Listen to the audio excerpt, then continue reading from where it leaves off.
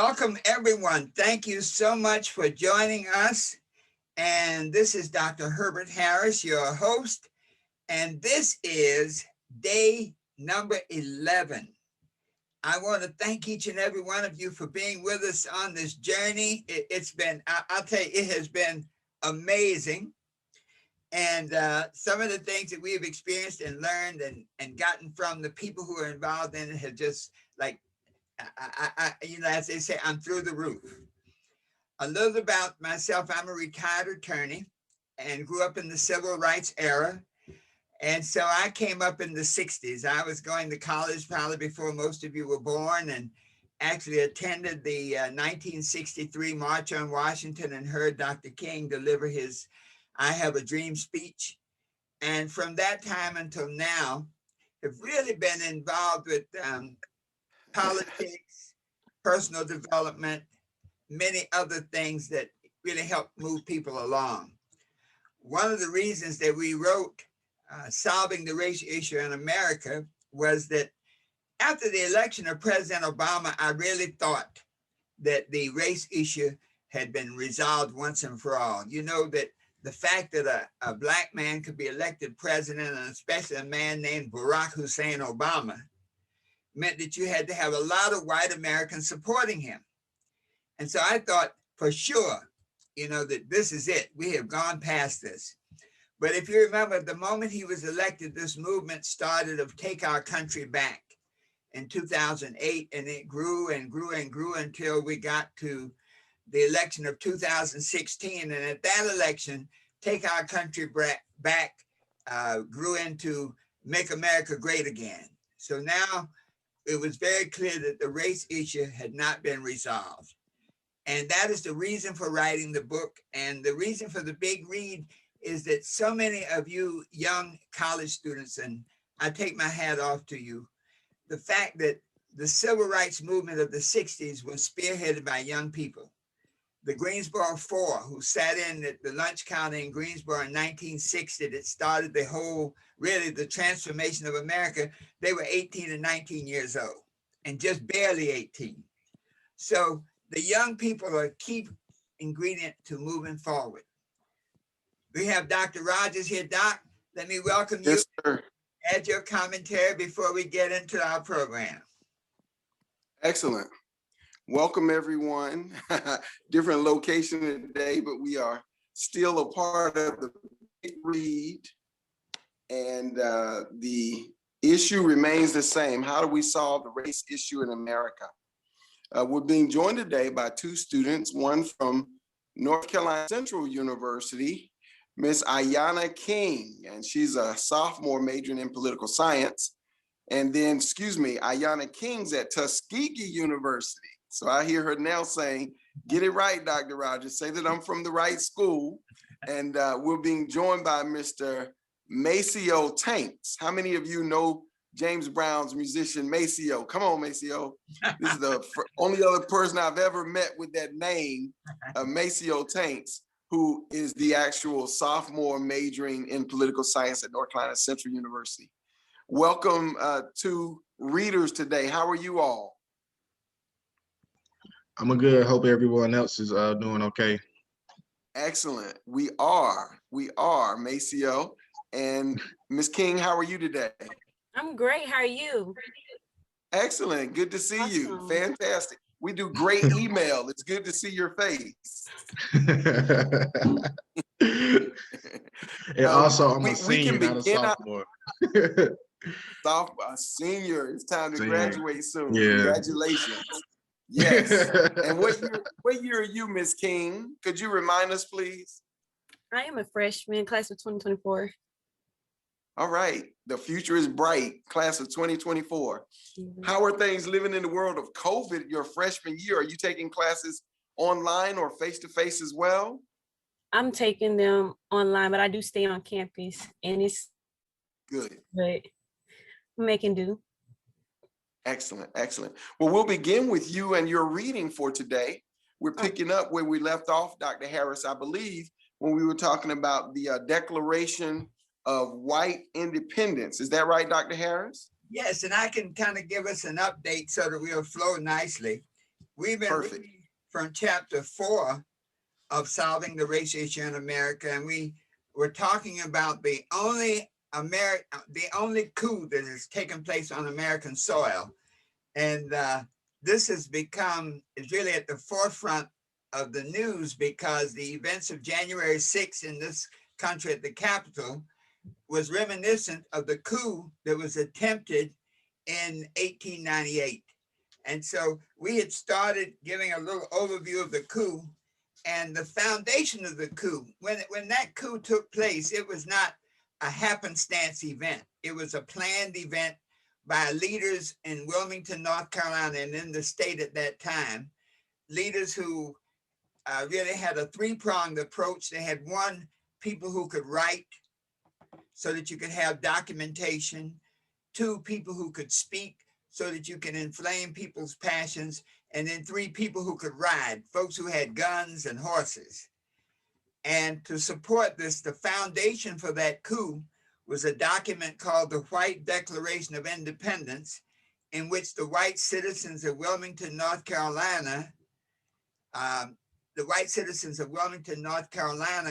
got together and wrote a document which was published in the newspapers, including the Raleigh News and Observer on November 10th, 1898. But it laid out their feelings about the relationship between America and its Black American citizens. And so we're reading now at paragraph, I think we're starting with paragraph 5. Ayanna will be starting there, which continues the actual document of the White Declaration of Independence. So Ayanna, go right ahead.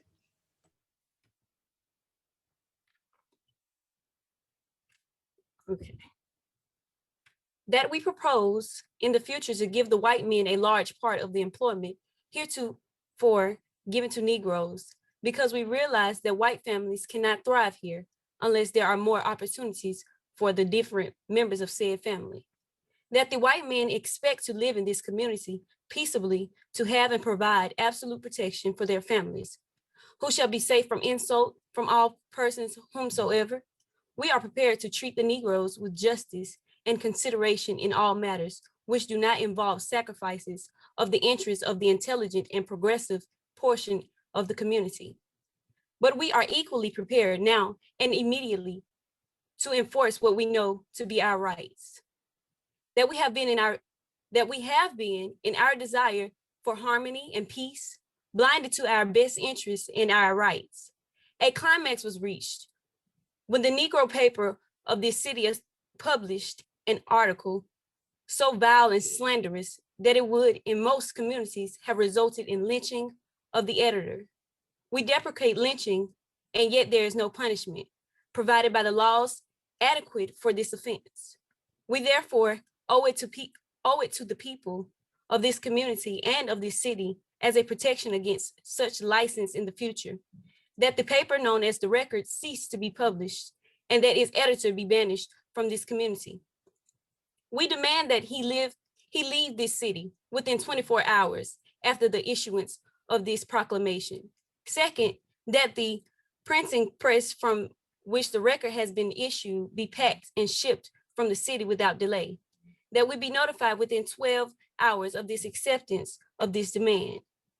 If it is agreed to within 12 hours, we counsel forbearance on the part of all white men. If the demand is refused, or if no answer given within the time mentioned, the editor Manley will be expelled by force. It is the sense of this meeting that Mayor S.P. Wright and Chief of Police J.R. Melton, having demonstrated their utter incapacity to give the city a decent government and deep order therein, their countenance in office being a constant menace to the peace of his community, ought forthwith to resign. As one reads, the White Declaration of Independence, written by some Christian white men in Wilmington, North Carolina, you must be oppressed by the depth and sincerity of their beliefs. It all becomes clear in the first paragraph of their Declaration of White Independence. Believing that the Constitution of the United States contemplated a government to be carried on by an enlightened people, believing that this framers did not anticipate that the enfranchisement of an ignorant population of African origin, and believing that the men of the state of North Carolina who joined in forming the Union did not contemplate for their descendants a subjection to an inferior race. The white African men of Wilmington, North Carolina were asserting a truth, a fundamental assumption and belief that always has and still to this very day forms basic belief system of some white Americans, either actively or passively. These white men were not unique. They were representative of the fundamental lie or belief on which the United States of America was created, namely, that all men are created equal. The Declaration continues. We, the undesigned citizens of this city of Wilmington and county of New Hanover, do hereby declare that we will no longer be ruled, and we will never again be ruled, and we will never again be ruled by men of African origin. This condition we have in parts endured because we felt that the consequences of the War of Secession were such to deprive us of the fair consideration of many of our countrymen. Letters and pleas to address the wrongs and injustices perpetrated by some white men of Wilmington, North Carolina in 1898 were sent to U.S. President William McKinley by fearful Black Americans and fair-minded white Christian Americans. These letters and pleas fell on deaf ears. These cries for justice were not answered or addressed by the United States President, the United States Congress, the United States courts, or any other individual or entity of power. In 1898, the United States President, courts, and government sat idly by the rights and lives of Black African Americans were totally violated, disrespected, and trampled upon by some white Christian men who gave Black Americans no respect. Wow, that was powerful, Ayanna King. I could really feel each and every one of those words that you were reading and visually see what was going on during that time. People reading the document and threatening folks' lives, it seemed like. Dr. Harris, what's your response to Ayanna King's reading of your work? Well, you know, Dr. Rogers and Ayanna, first, thank you so much. That was a beautiful reading, and I am so proud of you all. And as a freshman, I mean, you have stepped up, girl. I tell you. Thank you. I take my hat off to you. We got to talk to the chancellor, the president, and let them know what a great job you've done. Thank you. You are quite welcome.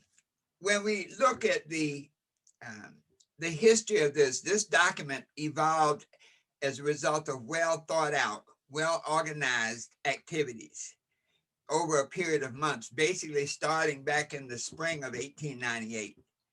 And as always, it was laid out in such a fashion as to be a self-justifying document. You know, as you were reading the portion about the fact that Black citizens were taking jobs away from white citizens. And in reality, that really was not a fact. But it was once again a pretext. And in fact, after 1898, you'll find ads in newspapers in Europe asking to bring in laborers from other countries to do the work. So Black people were not taking away jobs from white people, but that was a pretext that had to be laid out. That idea of, I think the most interesting part though is, and that is what the country struggles with to this day, that when the country was originally founded, these men who wrote this declaration said that the founding fathers did not intend for Black people to be included in the government, that it was not their intention to have them operate or in any way function in an aura of power. And that's very telling, because we hear those words when you read it again, as the founding fathers had so brilliantly outlined, it sounded good, but the underlying interpretation by the white people in power was that none of this applied to Black people. None of this applied to men and women of African origin, and that the Civil War was really almost a mistake. You know, when some of the background material talks about how after the election of 1876. And that is one reason this whole moment is so poignant. After the election of 1876, it was a very contested election, and literally the outcome was determined by Congress.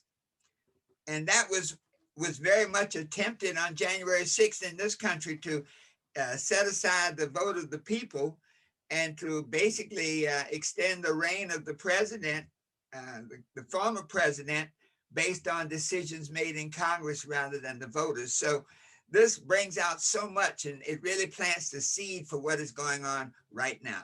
Back to you, Doc. Yes, I was going to ask Ms. King, when you read this, you know, from a historical perspective, considering the history classes you've had before, A, had you ever heard this story before? And B, what's your response to it now that you're hearing it again or for the first time? Okay, I've never read this story before, actually, and I've learned so much from it on today. I wrote notes, so I'm gonna read off there. And it's just that the fact that they believed African Americans were inferior, like that's still what they do today. And they believe that they were talking too bold within the article, being that they wanted to get them out with between 48 hours, or they said they'll do it themselves. Like it's old, but it still goes on today, and it's honestly sad, but it's the truth. And we speak out today. We have the opportunity to speak out today, and they can't do that stuff to us. And they still think we're too bold, but they think we're going to stand down. But that's definitely not what's going to happen. But I just think, I think they believe that we were too bold. And yeah, awesome. That's about it. Awesome. You know, when I'm listening to you, I'm thinking of Ida B. Wells, because she was a newspaper woman during the time, and the role of Black newspapers in sharing the good news. I know your generation uses Instagram and, you know, Clubhouse and these other kind of electronic mediums, but it's interesting that they said they wanted to cease the newspaper.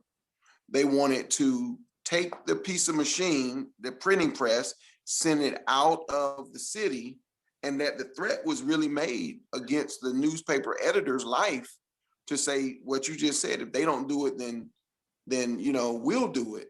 What do you think of the courage of someone like a Ida B. Wells Barnett and newspaper writers during that era, Ms. King? I think they were really bold, because like, who would want to stand up during that time? Like, you'll feel scared just by the color of your skin. Like, you have to walk through a place scared because of the color of your skin. You had to fear looking over your shoulder if you voice your opinion, but they had the right to voice theirs based off the white declaration, like that we just read. Like, they had the right to voice theirs. Why can't we voice ours? Only because of the color of our skin. I just think that was just amazing. They were amazing leaders, and I want to be that amazing leader. Excellent. Fantastic. Thank you, Ms. King. Dr. Harris, would you like to make a comment on Ayana's point of view before we continue with our reading? Yes, when Ayana said, I want to be one of those amazing leaders, that just warms my heart, because if we do anything with this big read and with this whole initiative with the writing of the book and the sharing of the information, is to really give the young people a lot of the tools, because much of this, very little of this information is ever taught. And in North Carolina, for example, when Sandra was in the House of Representatives here, she attempted to integrate this information into the curriculum. And I think it basically stalled. You know, one of the things that happens in politics is you may have a good idea, but those who are not supporting that good idea can say they are supporting it, but then cut off the purse strings. You know, as they say, money makes the horse trot, money makes the system work. And so they voiced support for it, but then allocated no money for it. And so I don't think to this day that this information has been integrated in the school system. And as a matter of fact, when you go around much of the South, there seems to be an attempt to really eliminate this kind of thinking and this truth from the history books. We just had a situation in North Carolina where the legislators want to remove the words, and they're talking about some of the racial issues. They want to remove the word systemic when you're talking about racism. They just say racism. They want to remove the word institutional from talking about racism, to almost give it the impression that it's a one-on-one thing today, because then you can use that cover. You know, there are certain racist people, but as a country, we're not racist. But the real power and impact of racism comes from the systemic and institutional nature of it. Back to you, Doc. Yes, well, thank you for writing such a book that can inspire someone like a young Miss Ayanna King, that can both inform and inspire. And next we'll hear from our second reader, Maceo. Give me some. Mr. Maceo Tanks, please read for us. Thank you. I got you. But my thoughts on her reading made me think about a lot of things. Just in that time period where the white constitution was something that people followed, or those people followed, and felt like those things were actually good to that specific time and place. But as the Constitution progressed and the mind started to open to people of color and those ideas that they were having it right and trying to get those words out, things like the 14th Amendment became something that was really something that really needed to stand, that was going to be in the Constitution, in this world, in this country, that says that everybody needs to be included. Citizenship is everything in this country. Your right to property, education, the life of living is something that we all should be able to cherish. We be able to actually go out and proceed to ourselves in lives. So that was just, we were just held down by that way of thinking, that it made it harder for any person of color to, what we say today, these days, come up. You know, we got to bring ourselves up. That's why you had people like Malcolm X. They were saying, free your mind, be the person you want to be, and don't let anybody say anything different, things like that. So just that time period made it so today that we can have these discussions. You know, he was just saying, you might support the idea, but the budget might be cut off. I'm right now I'm working with the Durham committee, and my job is to listen on the budget hearings right here in Durham County. So I see where the money's going, seeing where they're putting it in the public. And one thing that we're actually trying to progress in the city is the unrepresented, unheard people that's in the community, with those neighborhoods that look bad, those roads that look bad. We're trying to spread transportation and things like that. So we have people behind it. Where is that person that he said that's going to actually push the things that we feel like we need for our neighborhoods and things like that? So like she said, those things are actually still going on today. We may have more inclusion. We might have even faces in the government side, because everybody in Durham that's on the county commission is we have two lovely Black females. The female voices has risen, as we see with Vice President Kamala Harris. So we're there. The fight and the struggle they were going through. So let me ask you this, Mr. Tanks, and I really appreciate that insight. Can we pick up where we left off in the reading, and then we'll have an opportunity to really go deeper with it with all four of the voices involved? I understand. Thank you. Let me see. All right. What a Christian minister had to say about 1898. In the aftermath of 1898, a white minister, Reverend C.T. Blackwell, pastor of First Baptist Church at Wilmington, North Carolina, made the following excerpted comments. Here, the ruling motive is the outraged dignity of a proud, dominant race, calmly determined to assert its innate right to rule, to protect its person and property in the midst of inferior and misguided race was secondary. That a few Negroes, Black Americans, were called at that time where shot was a mere incident. According to Reverend Blackwell, you can't make an omelet without breaking a few eggs. The primary purpose was not to kill, but to educate. And all this, there is not the slightest disposition to humiliate the Negroes in the high. The white people held the Negroes in the highest respect, so long as they observed their place and position. what is your idea to the future good? The good minister was asked by a news reporter. There will be lasting and wholesome mental respect between the races based on a right understanding. A change of manners on the streets for the better is already observable. It will leave a lasting good on the minds of the Negro children. They had never seen all their lives in any strong hand holding a rod of chastisement that they had the least fear or respect for. Until Thursday and Friday, they looked upon the rapid fires, guns, and Winchesters in the hands of determined, masterful white men, whom they have met every day on the streets and whom they will meet in the future to respect. Instruct terror in their hearts. It put new thoughts into their the woolly heads. It took out their minds of quantity of that false teaching they have received from the record and other sources, and from the few white men who have used their appearance to secure office. These children have seen and in sense felt the rod, which when spared too long is as apt to exploit a childish race as an individual child of any race of family. Many white Americans in power have always wanted to return to the old days of slavery, where Black Americans were a second-class, powerless race relegated to serve and obey white people.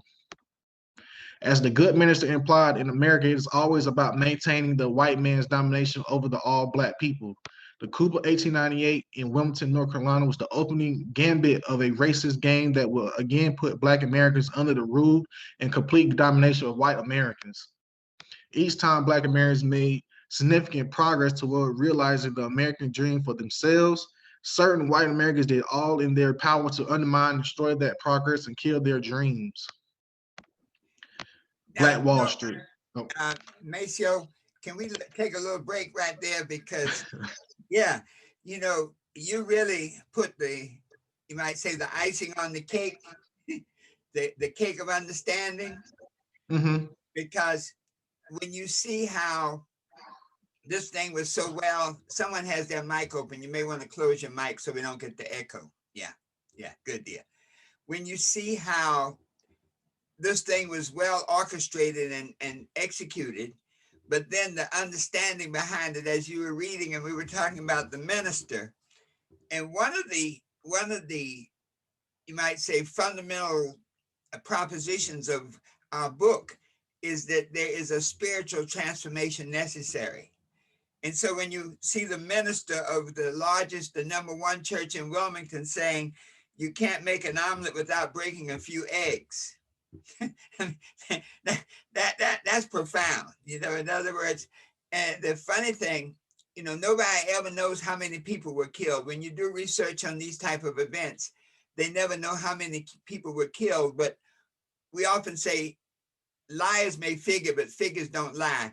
The main church in Wilmington, North Carolina, at that time was St. Stephen's, and St. Stephen's had over 1,200 members in April of 1898. And by March of 1899, that membership had dwindled to around 341.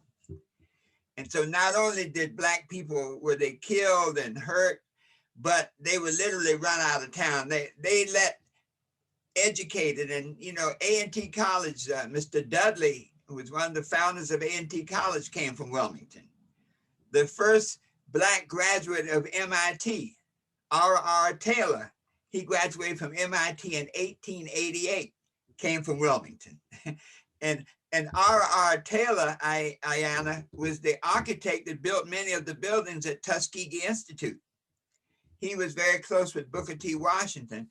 And so this situation in Wilmington, North Carolina, not only destroyed people, but when you were reading that passage about it was designed to create a behavior pattern. You know, slavery is a behavior pattern. You teach a person how to be a slave. And one of the things, when Alex Haley did his movie Roots, I remember watching that thing every night. And one of the things that Kutu Kinte, he's like, he never wanted to give up his African name. And, you know, they wanted to call him Toby. And so a part of the whole slave paradigm is to create a behavior within African Americans, within Black people, that was congruent with how white people wanted them to act. And as he was saying that these young children, and you see how they focused on the children, these children saw, as they say, masterful white men with guns and Winchesters, and they actually used that the Gatling gun. Okay, we saw masterful white men exerting that type of force to instill fear in them so that they would behave in a certain way, and that this fear would carry over. So now when you saw those same men on the street, you know, when they had sidewalks in Wilmington, when a white man walked down the sidewalk, a black man had to go out and walk in the mud. But instill that type of fear that made black people respond in a certain way. And that's the crux of much of what has happened in Black America, stemming from this type of behavior modification, which is an intentional reorientation of a person's conception of themselves. Dr. Rogers, did you want to add in? Yep. And what, yeah, I was just thinking while you were talking, I was listening to a psychologist today who was saying that by the time a child turns 7 years old, their basic personality is set, their worldview is set on a subconscious level. So then from, you know, kind of 7 all the way up, they're reinforcing the stories that they saw play out in front of them when they were up to age 7, because they see these stories in people's behavior. So I'm thinking about Maceo and Ms. King. I'm thinking about how the young people saw their adult counterparts, Black folks, their adult counterparts in Wilmington before this coup. Dr. Harris mentioned that there was a Black harbor master, which if you're in one of those towns like Baltimore where, you know, waterways and ships are coming in and out, they're the one that directs the ships. There was the Black postmaster. So you saw Black folks, like you were mentioning, Mr. Tanks, before we got you to read, you saw Black folks on the city council when you were 1 to 7, and then the Declaration of Independence, or the white pastor, Christian pastor, said, we now need to reverse that thinking. We need to now put a new program in there of white folks with guns and the fear factor that Dr. Harris was discussing.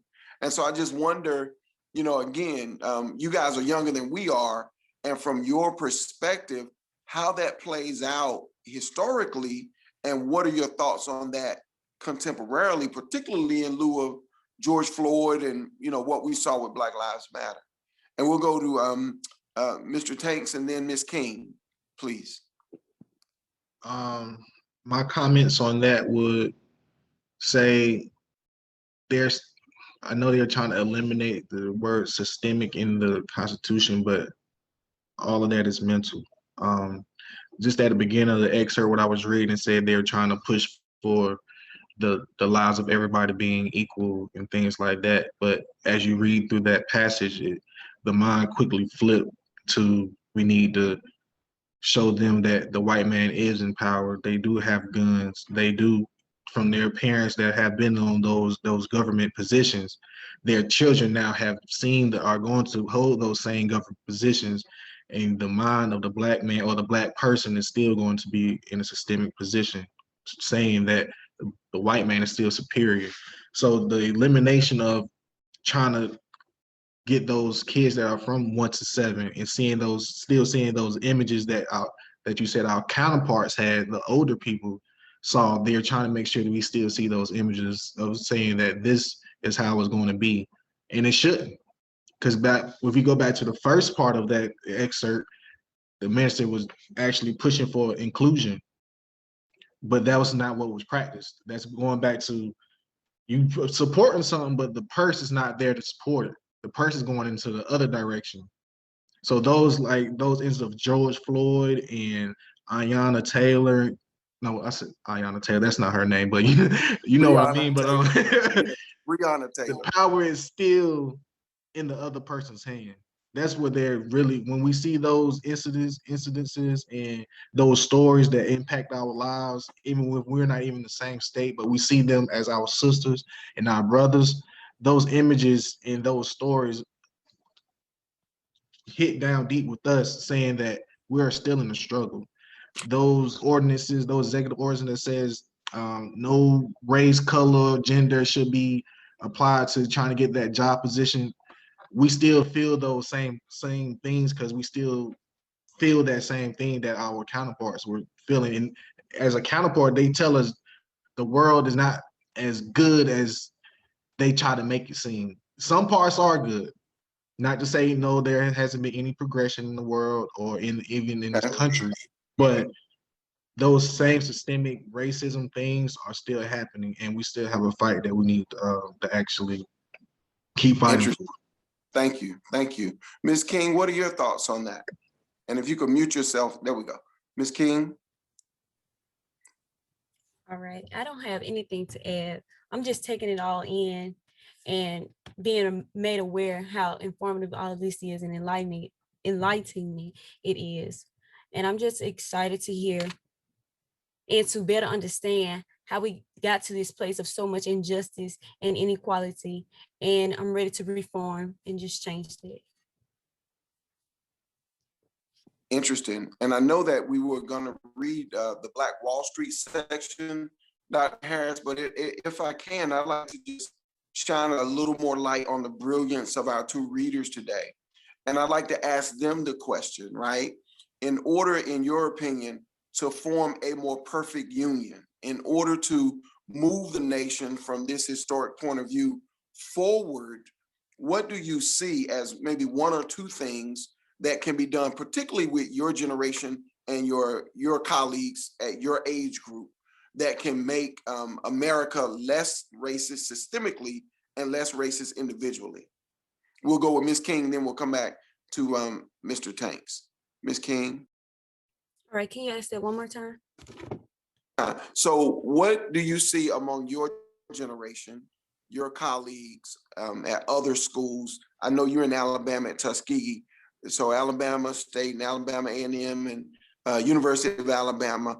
What can be done among other freshman students around this country in the state of Alabama that can help to turn this thing around where we stand right now on the racism issue? I just believe that we can become a unit first. We all become a unit, put ideas together, have knowledge, change that, reform that, stick to what we call the Pledge of Allegiance, stick to what we say the preamble is, and reform it. Just make the change, speak out. Sometimes I've been scared most of the time because I'm young and I'm like, oh, this is my age, so I'm probably not gonna say nothing. Just let it ride. But now I share posts because it came to my attention, and in order to make the change, you have to be the change. More of the story, and that's how we can do it. That's very powerful, Ayanna, because it is so rewarding to see a young person like yourself and Maceo interested. You know, so many young people, there's so many things competing for your attention. You know, if it's not bipping, booping, or blinking, or, you know, was it shaking and twerking? There's so many things, you know, to really pull your attention away from the real issues. And so I think for a young person like yourself to be even here today is a part of the solution, that the young people, if there's one platform that they can, you know, have that desire. The Bible says, seek and you shall find, knocking it shall be open, asking it shall be answered. You got to do something. And the fact that you all are proactive, I just take my hat off and say, you're on the road and you're doing the right thing. Thank you so much. Back to you, Doc. Yes, and I thought it was interesting that Ms. King said that she's putting posts up. So she's already communicating with her peers through this medium, you know, using the technology effectively. I think that's a wonderful response. Thank you. Mr. Maceo Tanks, what are your thoughts among your generation? You're a senior, you prepare to graduate, enter the world, go on to grad school. What are your thoughts on some of the things that can be done to shift gears on this race issue, if you will, in our nation? Like you said, it is our time to shine. People like Fred Hampton that's depicted in the movie Judas versus the Black Messiah. The Messiah, I said Messiah. Messiah was 21 years old, leading the Black Panther Party. Our time now is to shine. We have social media outlets. We have Zoom meetings where we can reach people all over the globe, and even have this recorded to the point where this can be somewhere that can be documented, saying that these young people are actually trying to raise their voices in any given platform. And that's the effort that we all need to bring to the table, to be able to organize, speak the truth, be on the same platform to the point we all are reaching that same goal. And even though we're in COVID years, well, not COVID year, but COVID right now, we need to bring something to the table that's very much the opposite of what happened on January 6th. We can organize way better than what actually happened there. One thing I was really questioned about that whole situation was how the National Action Committee, Reverend Sharpton runs, they had to do a whole policy, insurance policy, even march on the mall in Washington, but these people are able to just run up in the building. That's not how that should work. You know, they always say the Black person is always enraged, but it seems like we're always the ones that's getting enraged, taken upon. So we need to be able to organize, shift ideas to one thing, and showing that we can stand together and do things like that. That's going to change the platform. That's going to change the agenda of what's going on in this country. Excellent, thank you. And Dr. Harris, what do you think of what Mr. Tanks brought up regarding this whole idea of insurance and the marching on the Capitol and the notion that, you know, Black folks are perceived as enraged, but on January the 6th, we saw some of that same energy that you talked about in this Declaration of White Independence, that we're not going to be ruled by people we don't agree with. What are your thoughts on that, sir? Well, you know, once again, as you were saying, Maceo, the systemic nature of the system, you know, in other words, when the system does it, it has a certain impersonality about it. And so then you can be blocked or coerced, not because of a personal desire, but because of the system. So if there were a Black group having a demonstration on the Capitol, I guarantee they would have had to file, get a permit, and have insurance. Okay. I don't know that the group that performed there did or did not have to go through that process, but I know that if the Blacks had not done it, I remember with the March on Washington, they had to go through a whole bunch of jump through a number of hoops to make that happen.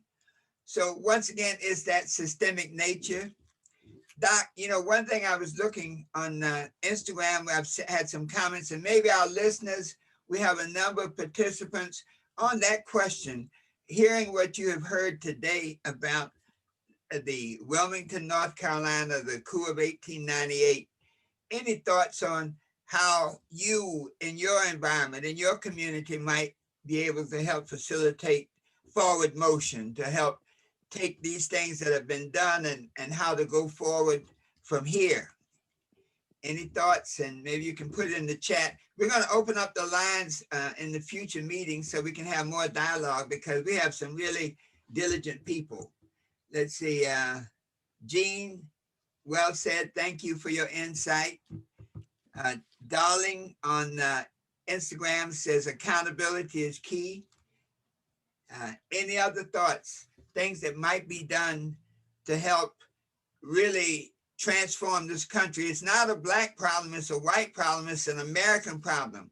We have some serious issues ourselves as Black Americans, but white people have serious issues too as white Americans. So any thoughts or any questions on how to make this all happen? Any input from any of our participants? And while we're listening for that, Dr. Harris, I think just to reflect again on what Ms. King and Mr. Tanks brought to our attention. One, I heard Ms. King say that she's learning, she's taking in this quality information that she can then, you know, use where she is and among, you know, her post online. And I think that we're exhibiting an intergenerational dialogue where there are many, years between us, the youngest and the most mature on this line. And for us to continue to do that is what makes the Big Read a great experience, attending a college or university a great experience, as well as communicating with folks in our community, in the barbershops, and so forth and so on. Mr. Maceo said, in COVID years, and we've seen a lot happen in these months. This 1 year that we've been in COVID, it's almost like dog years, Maceo. This 1 year has been like 5 or 6 years. And I think the ground is fertile, as was shown with Black Lives Matter, for a tilling of the soil, a planting of new seeds, so that we can move our nation forward. And I just encourage you to take, a note from Dr. Harris's playbook, and that is to document your experience while you're now in college, and to continue to use the power of the pen. There's a saying, the pen is mightier than the sword. To continue to use your voice and your written word to leave your mark on the nation, that this is where you and your generation stands at this time in our history. And so, Dr. Harris, I'd like for you, if you would, just to plant a seed of encouragement in the students about the power that they have as students, and maybe some additional things they can do where they are to continue to bring about social change. Thank you, Doc. One of our listeners on Instagram said people need to focus on becoming millionaires. Money is power. We need to put our money together where we can make political moves. And that's a good idea. And, that's a very good idea. We're going to be talking tomorrow about Black Wall Street. And this is an instance where exactly what you're saying was done. That Black millionaires, there were a whole entire economy out there created. And money is power, but politics is power. There's a whole nother level of power that goes beyond money. Money is helpful, okay? But there's a whole nother level of understanding and power that goes beyond money. And if I may, Dr. Harris, just join you here on this idea. With proper policy, you can keep and retain your money. With improper policy, your money can be taken away from you. So it's politics and economics, as opposed to politics or economics. So yes, we need to earn, wealth and accumulate it and so forth. But remember, when Uncle Sam decides that they're going to move against you and say you're a monopoly, et cetera, there are laws created by representatives that we elect, that we vote in, that determine whether or not fortunes are kept or not kept in this nation. And one of the equalizers of the economy is people power. See, one of the things that the brother says in the movie is, he says, all power to all people. And so, often we just hear this black power, white, brown power, et cetera. He says all power to all people. And as we exercise our people power, we're able to keep economic power in check. Well, Doc, this last election was an excellent example of people power. That the state of Georgia, and Georgia has a history, a history steeped in the Southern racism. And it was people power. The young lady who really organized, who ran for governor, and who made it her Stacey Abrams. Yeah, who made it her mission to really up the game as far as voting, to make the voting more fair. When we look at the systemic nature of how stuff works, when you look at voting, for example, there's folks, we're going to do a series at some point. We have a good friend, Addie B, and she maintains a site. She's done research on early Black millionaires. And we had Black women and men, but predominantly Black women. Everybody knows of Madam C.J. Walker, but there were other women who literally had, can you imagine a Black company having 45,000 representatives, having 3 schools, being in, 14 or 15 states, doing at that time, millions a year, that happens. And so we have to really balance the code. Even though you had that going on, without that political power, all of that was in the context. So then you come to Chicago, where you had a Mr. Fuller, who had a major, we're talking 40, 50,000 representatives. We're talking do for self, absolutely do for self. But when Mr. Fuller decided he wanted to build a big building, virtually a skyscraper in Chicago, even with his money, the political machinery literally got him all hung up and almost forced him to give up his company, with him raising a little bit of money from the employees, people putting in $5 a piece, to help build this building. The powers that be said he was in fact issuing stock and got him all caught up in a stock transaction. And so it's 2 sides of the coin. We got to do for ourselves, okay? It may be 3 sides. We got to do for ourselves. We have to understand the realities of power. And then third, we have to understand the power of our young people, the importance of transferring the knowledge that we have gained over the years, the knowledge and experience that we've gained, and transferring it to the Ianas and to the Macios and to the many other young people that have participated in our readings, but also to many other young people who are now standing at the forefront, graduating and saying, how do I fit into the world?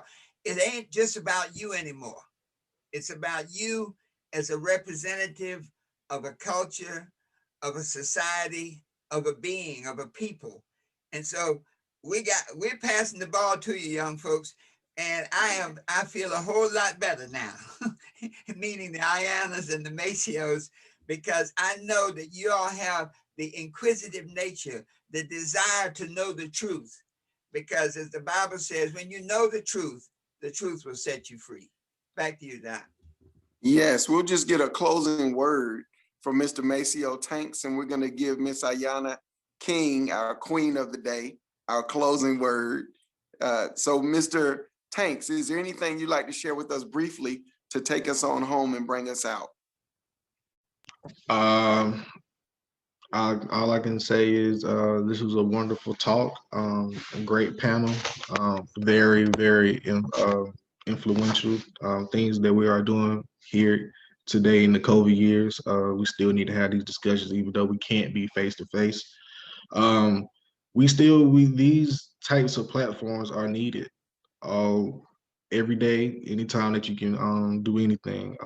That's one thing I always do is, if you got time for something, make sure you're there. And you never know what will come out of it. You always get full insight on things, get different perspectives.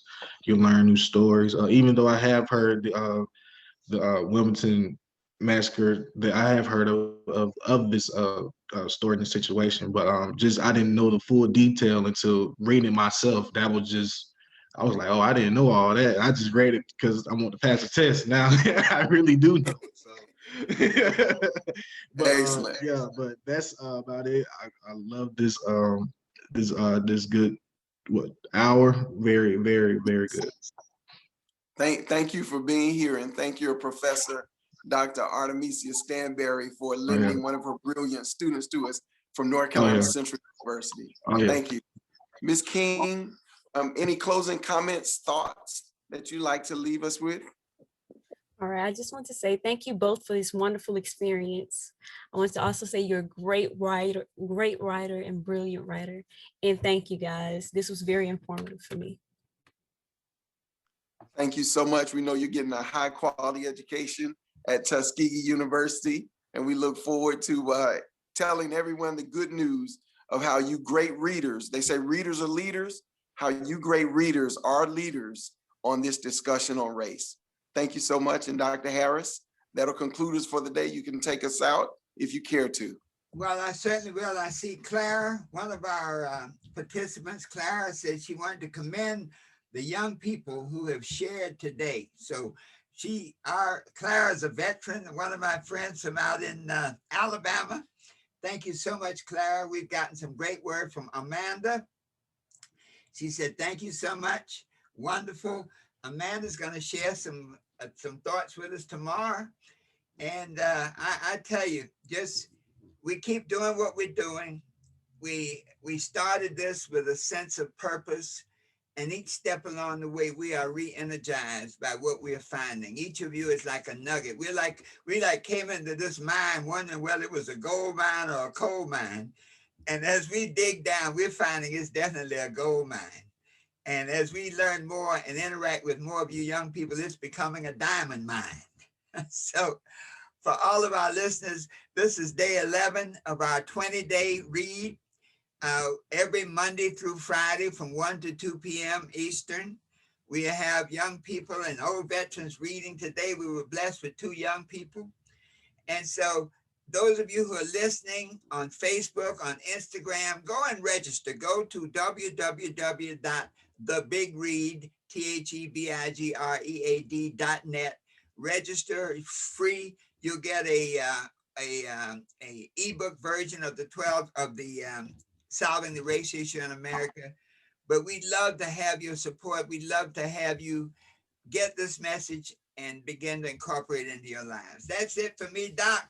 Tomorrow is another great day. We're going to be rocking and rolling for our presenters. Join us tomorrow as a spectator. Share the word and know this, that we have the power to remake this universe in the image of good, in the image of God, in the image of all the possibilities for human development and realization. And so it is. So it is. Thank you, everyone. See you tomorrow.